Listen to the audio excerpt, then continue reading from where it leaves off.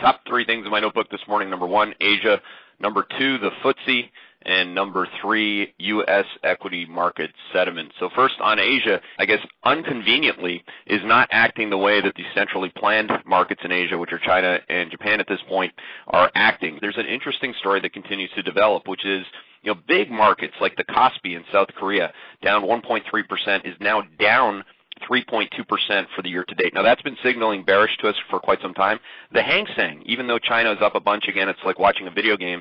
Hang Seng was up 0.16% on the bounce after getting crushed yesterday.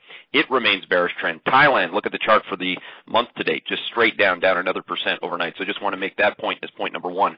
Point number two, in Europe, if you look at the FTSE versus the Dow, again, it's much like what I just pointed out in Asia. It's called divergences. So the FTSE got slammed yesterday, and again, when something gets slammed, you have to analyze the bounce. And the point is that the FTSE is not bouncing. So again, the FTSE is a bearish trend now with 66.89 trend resistance, whereas the DAX is bullish. Now, the difference between the two, away from the charts, I mean, for God's sakes, if you analyze anything other than the charts, let me just tell you that the FTSE has more oil-weighted and energy stocks in it.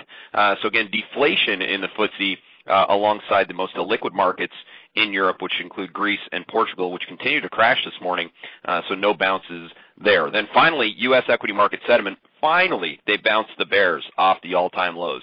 The all-time lows in bears was a couple weeks ago at 13.8%.